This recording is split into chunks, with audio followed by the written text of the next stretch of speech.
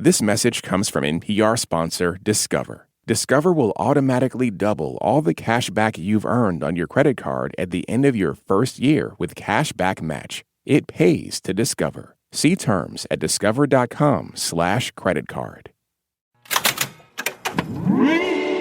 Hello, hello. I'm Brittany Luce, and you're listening to It's Been a Minute from NPR, a show about what's going on in culture and why it doesn't happen by accident.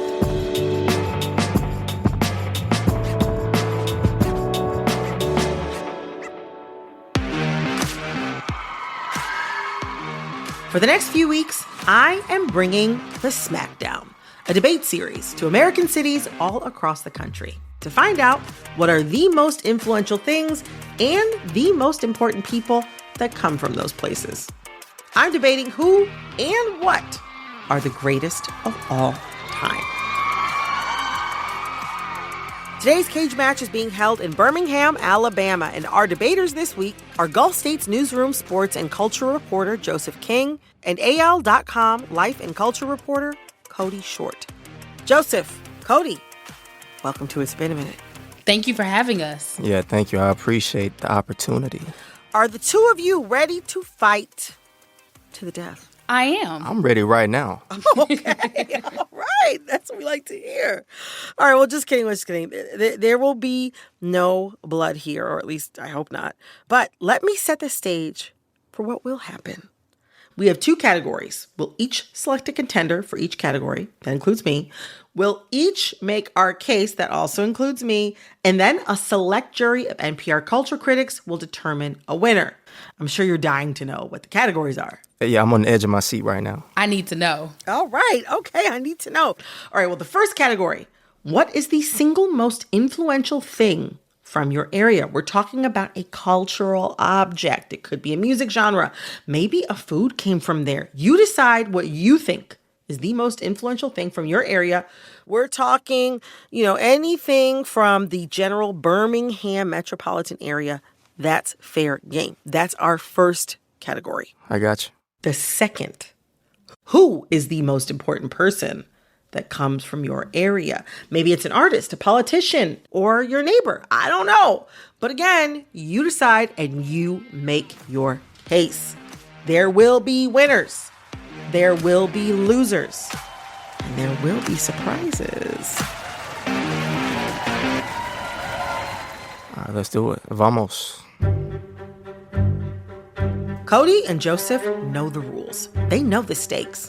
And I gave them 2 weeks to scour the archives, call their sources, and decide who are the most important people and things to come out of Birmingham.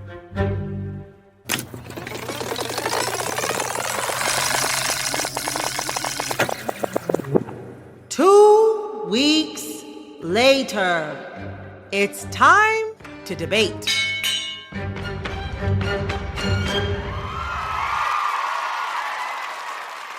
Without further ado, it's time for our first category. Who is the most important person to come out of Birmingham? Joseph, you're up first. Basically, okay, all right, here we go. Y'all ready? Ready. On the 12th of February in 1980, Radrick Davis was born. I only know one man with that name. Yeah, that's right. You may know him by his stage name, Gucci Mane LaFleur, Mr. Zone 6, the Trap God, Big Goo-Wop, Gucci 2 times, or Big Goo-Wop Slappy Bread Whopper with cheese. All right? Big Goo-Wop Slappy Bread Whopper with cheese. Yeah, extra cheese on mine. Many folks out there associate Gucci Mane with Atlanta, and they are not wrong. But I'm here to bring Gucci back home. Okay. That's because he is a product of Bessemer, Alabama, right outside of Birmingham. Wow. He has given a nod to his Birmingham roots throughout his music. For instance, in his song Realest Ever Lived, he says, I got fans all in Japan, but I was born in Birmingham. I got fans all in Japan, but I was born in Birmingham. I'm selling Cali Cushion, Bessemer, Alabama. I'm the man. I'm selling Cali Cushion, Bessemer, Alabama. I'm the man. Gucci man, I'm the really trapper ever lived. Not to mention his own record label, 1017 Records, is named after his grandparents' address in Bessemer. I was actually just watching the video where Gucci Mane went back to Bessemer, and you can see him on his grandparents' front porch, pointing at the 1017 hanging by the door. real 10-17. And you know, Gucci is easily one of the most influential rappers of today.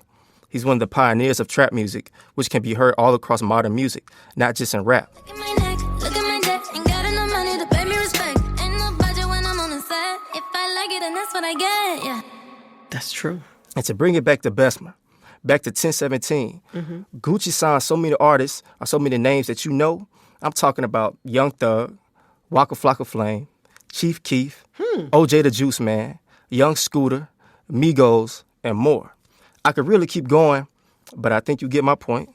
There's no one more deserving of the title of the most influential person from Birmingham other than the one and only Gucci Man. Wow. That's actually impressive. I'm not gonna lie.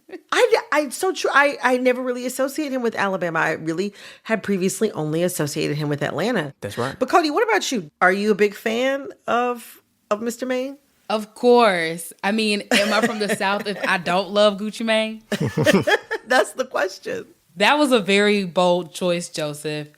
But I feel like my person is still going to knock Gucci Mane out the water. And I'm sorry. I'm sorry in advance. Okay, we're going to see, man. Okay, all right. Well, you know what, though? Now that you've already offered this apology, I want to hear your argument. Cody, you are up next. Who do you think is the most influential person to come from Birmingham? Well, I have to start by saying you can't talk about Birmingham without talking about the civil rights movement. Very true. There are so many events that place Birmingham at the epicenter of the battle for racial equality in this country. And those events were not lost on the person I think is the most influential person to come from Birmingham. And her name is the Angela Davis. Oh, I see Joseph hanging his head. Sorry, Joseph. Angela Davis was born in Birmingham, Alabama in 1944, and she would go on to be one of the Black academic leaders for a generation. She would fight back against power as a member of the Black Panther Party, and she was an architect of the prison abolition movement. And her seminal texts like Women, Race, and Class are still an inspiration to young activists today. But what inspired her to do all of this? The inspiration came from her being a child of Birmingham. When she was a kid, Angela lived on Center Street, which, for those who don't know, Center Street became known as Dynamite Hill because of all the bombings that took place there. I grew up in Birmingham, Alabama. Some very, very good friends of mine were killed by bombs that were planted by racists. I remember from the time I was very small, I remember the sounds of bombs exploding across the street, our house shaking. I remember my father having to have guns at his disposal at all times because of the fact that at any moment we might expect to be attacked. White supremacists and Klan members were trying to drive out middle-class Black people who had moved there. The man who was at that time in complete control of the city government, his name was Bull Connor, would often get on the radio and make statements like, they moved into a white neighborhood, we better expect some bloodshed tonight. And sure enough, there would be bloodshed. White racists were responsible for more than 50 bombings of Black property. And as a young girl, Angela Davis saw that and what happened to her peers and other kids her age and their parents. When she was little, she was a Girl Scout, and this is what she credits her political activation to. As a Girl Scout, she would march and picket and protest racial segregation, but that little girl would grow up from being a Girl Scout into a Black philosopher. I mean, that's why when someone asks me about violence, I just find it incredible. What it means is that the person who's asking that question has absolutely no idea what Black people have gone through, what Black people have experienced in this country since the time the first Black person was kidnapped from the shores of Africa. She would change how the world thought about Black people, women, and the working class. And that is why I think Angela Davis is the most influential person from Birmingham.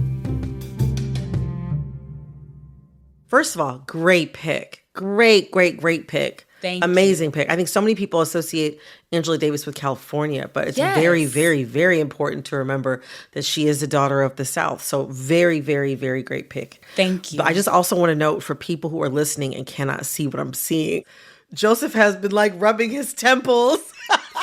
Because I know I already know what two they gonna choose. You know, I probably lost. I mean, it's too soon to call it. I was going to say, you giving up so easily. This is a competition. I mean, look, Cody said that, Angela Davis grew to become a black philosopher. I think put another way, Gucci Mane is also a black philosopher, just in a different way. I can't even argue with that. That is true. You hitting on something, yeah.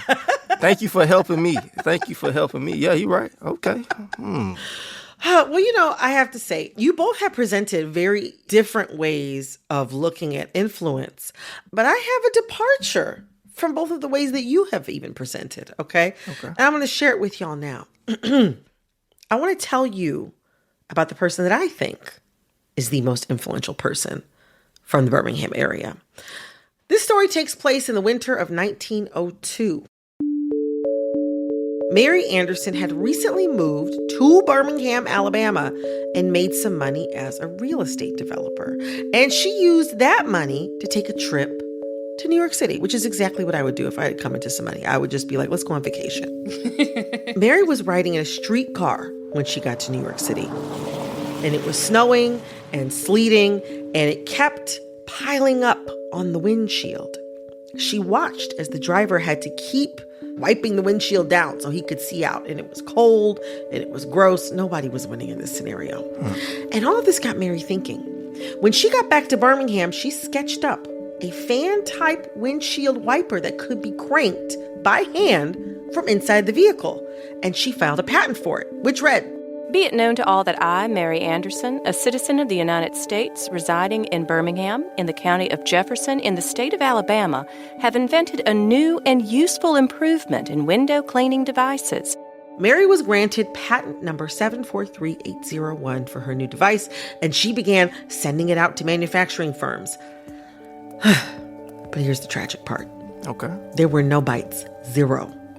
Her great-great-niece still holds on to some of the letters Mary got back from those companies and read them to NPR back in 2017. Dear Madam, we beg to acknowledge receipt of your recent favor with reference to the sale of your patent.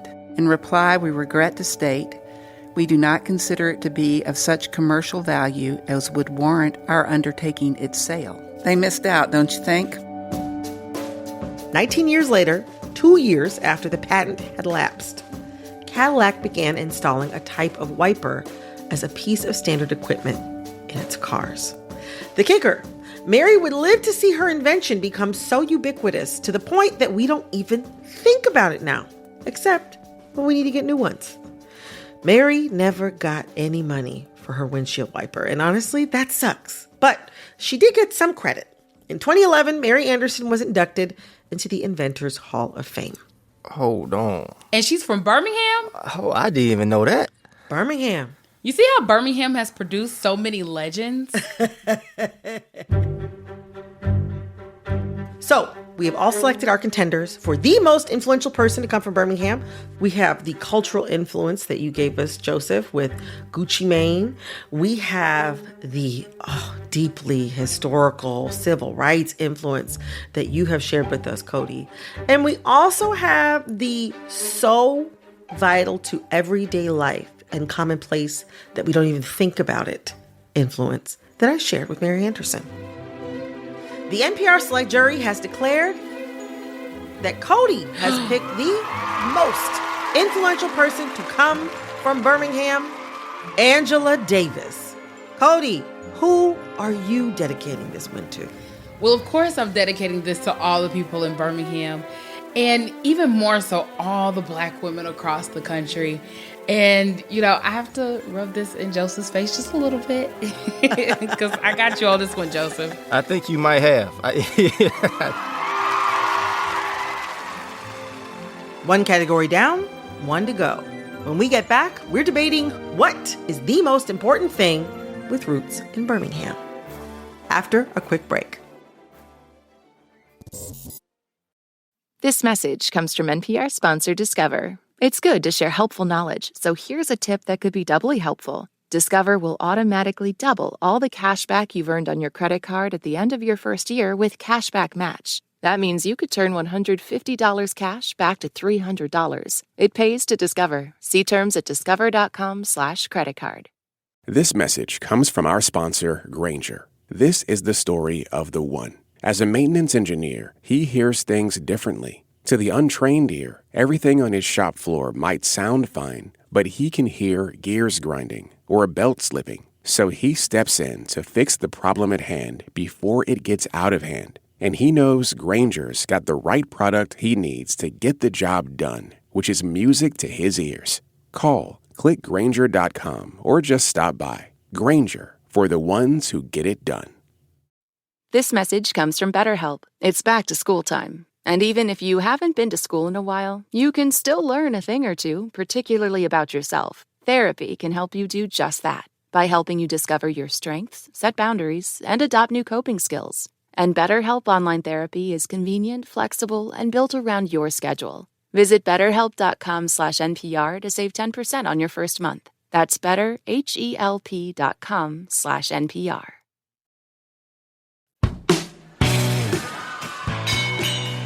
All right, it is time for our next category. What is the most important thing to come out of Birmingham? Maybe it's a movie or a philosophy or an archaeological site. Joseph, you are up first. Okay, here we go. What is the most important thing with roots in Birmingham? To tell you what I think is the most influential thing for Birmingham is, I first have to tell you the story of one man, Herman Blount. Have you heard of him? No, never. Now, Herman was born in Birmingham in 1914 and grew up playing the piano. Even as a boy, he was considered a prodigy. And there are stories of him as a young man seeing some of the great black musicians like Fletcher Henderson and Duke Ellington when they passed through Alabama. And Herman himself will one day become just as legendary as those men, although his story is far more out of this world. Okay. All right, so here's where things get wild. Herman moved to Chicago, but before that, he claimed that in a vision, he was teleported to Saturn and approached by aliens with antennas on their eyes and ears. What? He says the aliens told him to dedicate his life to music, and that the aliens said society was about to enter into chaos, and that his music would speak to the people. Herman did just that. You actually probably know him better by his cosmic name, Sun Ra. Oh my God. Yeah. Now it all makes sense. Okay. Wanting to get rid of his birth name, which he called a slave name, Herman changed his name to La Sun Ra, or more simply Sun Ra, after the Egyptian god. This cosmic entity would go on to push the boundaries of jazz music, pushing it to include keyboard synthesizers and more experimental sounds. And even today, his psychedelic music still sounds otherworldly. Love and life interested me so that I dared to knock at the door of the cosmos. But more importantly, Sun Ra, alongside the likes of Octavia Butler, will help create one of the most important black art movements of all time, Afrofuturism. Oh, okay, keep going. That's good. Yeah.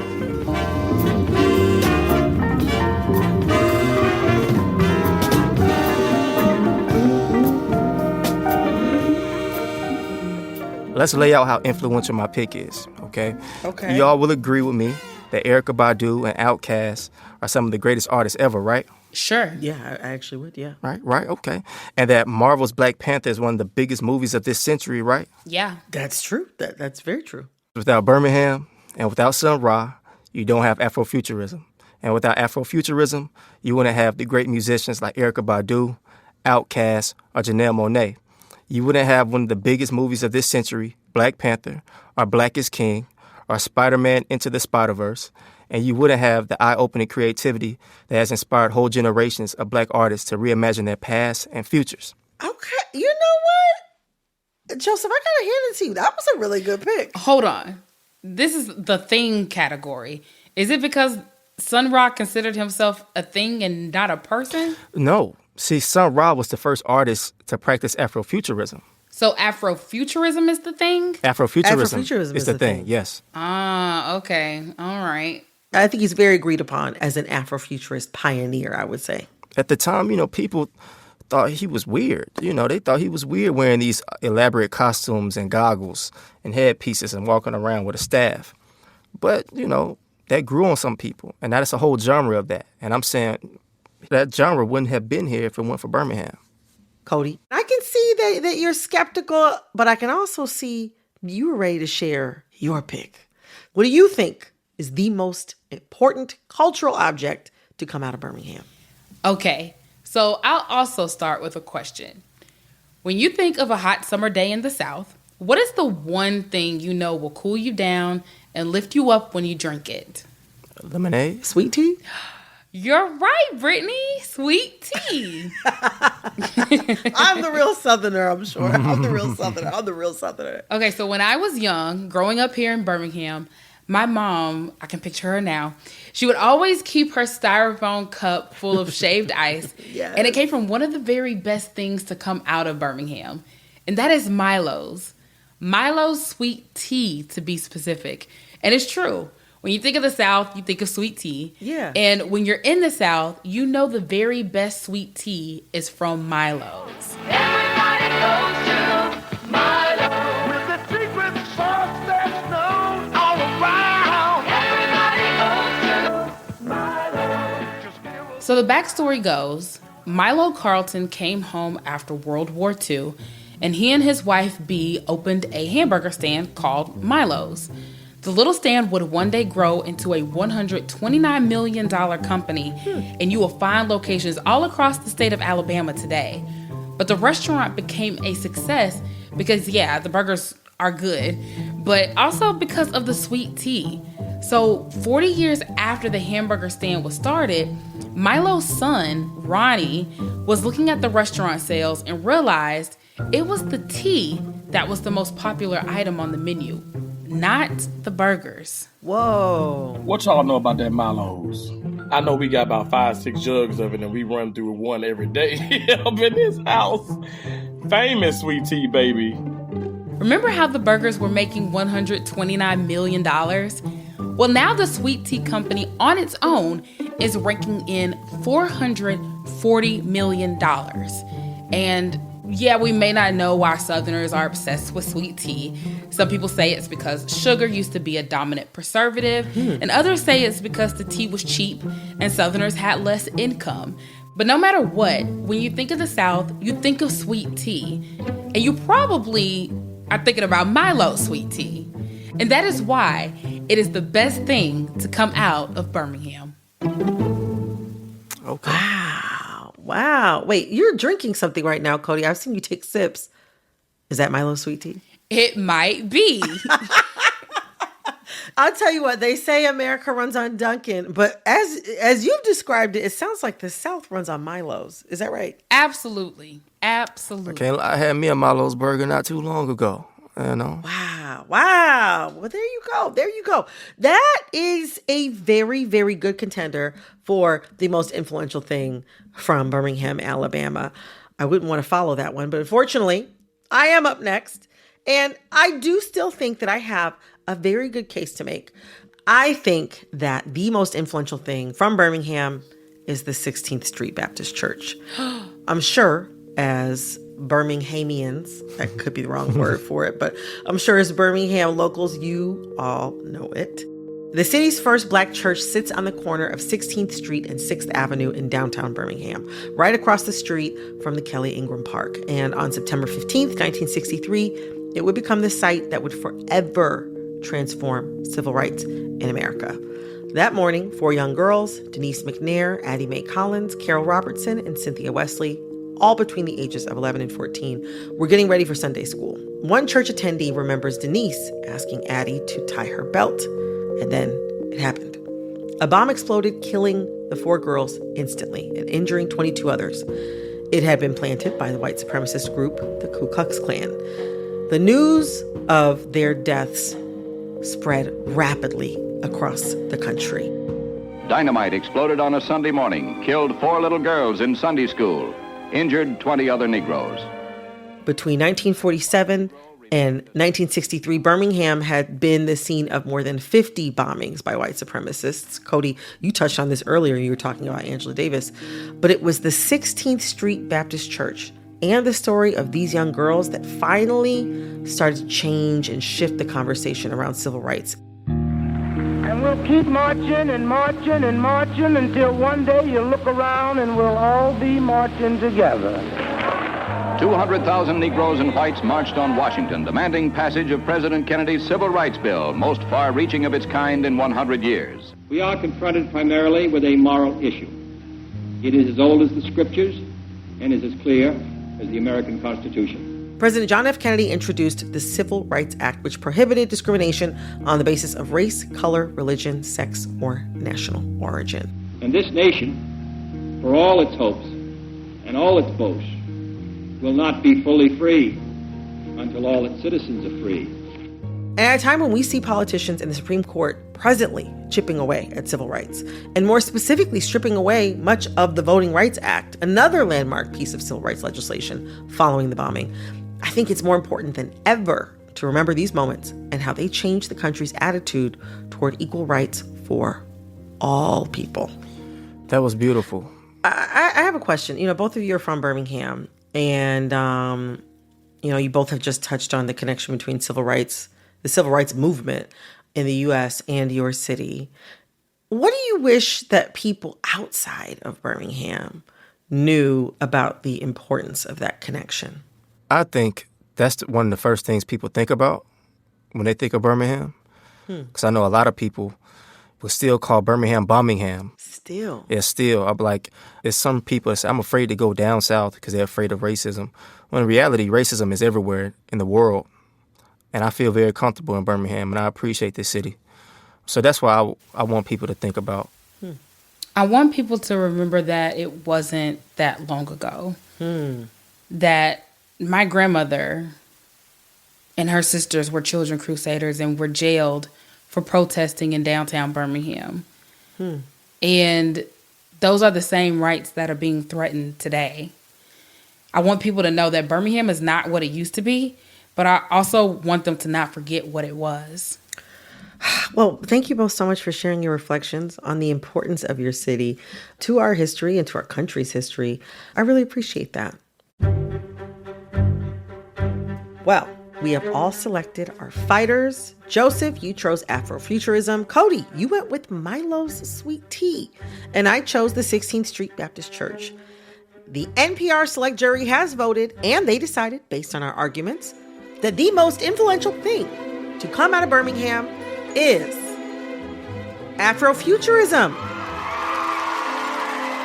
Joseph, congratulations. You are a winner. Who are you dedicating this win to? Oh, man, it feels good to be a winner, man, you know. But I dedicate this to all my people in Birmingham. I dedicate this to all my people in Alabama. You know, yeah, all these other states and all these other cities, y'all got a lot going on, too. I'll give you that. But what you tend to forget is your grandparents and your great-grandparents came from down here. So I want you to remember that, too. Okay, I like that. I like that. Connecting the lineage.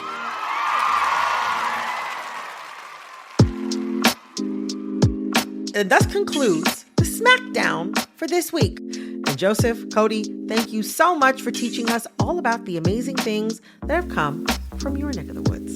Thanks for having me. Thank you. And Brittany, I have to say that I think this is probably the blackest episode that you all have had. And I just have to say that Birmingham's low-key chocolate city. Yeah. Low-key chocolate city, low-key. We are the original chocolate city. That was Gulf State's newsroom sports and culture reporter, Joseph King. You can hear more of his work on member station WBHM. And that was also AL.com life and culture reporter, Cody Short. Last week, I asked for your favorite underrated inventions. And today, I made an impassioned argument for windshield wipers. But here's the inventions you all shouted out.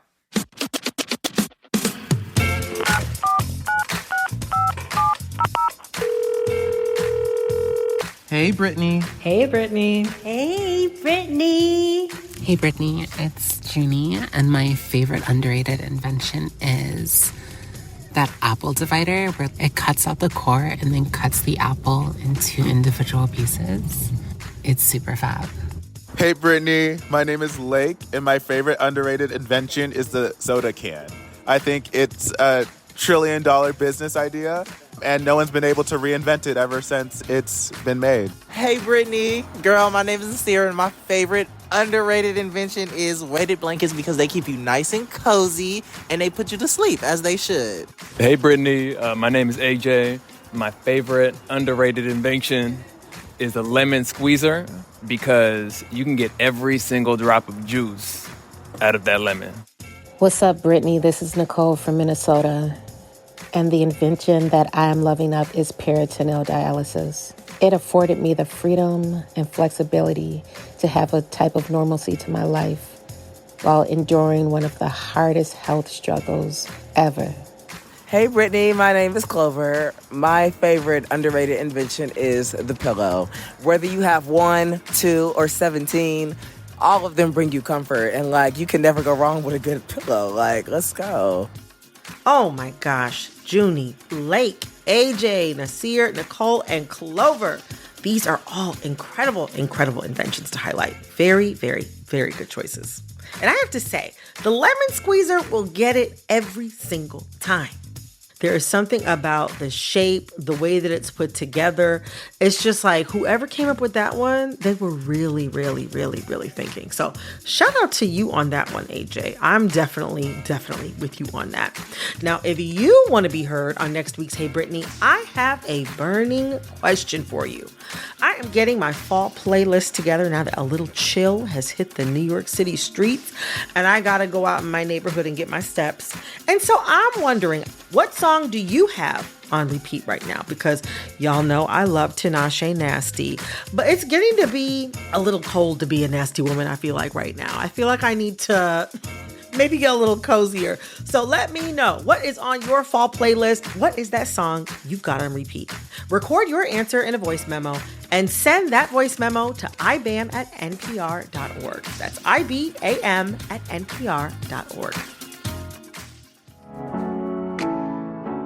This episode of It's Been a Minute was produced by Barton Girdwood, Corey Antonio Rose. This episode was edited by Jessica Plachek. Our executive producer is Jasmine Romero. Our VP of programming is Yolanda Sanguini. All right, that's all for this episode of It's Been a Minute from NPR. I'm Brittany Luce. Talk soon. This message comes from NPR sponsor Mint Mobile. From the gas pump to the grocery store, inflation is everywhere. So Mint Mobile is offering premium wireless starting at just $15 a month. To get your new phone plan for just $15, go to mintmobile.com/switch. This message comes from NPR sponsor Merrill. Whatever your financial goals are, you want a straightforward path there. But the real world doesn't usually work that way. Merrill understands that. That's why, with a dedicated Merrill advisor, you get a personalized plan and a clear path forward. Go to ml.com/bullish to learn more. Merrill, a Bank of America company. What would you like the power to do? Investing involves risk. Merrill Lynch, Pierce, Fenner & Smith Incorporated, registered broker-dealer, registered investment advisor, member SIPC.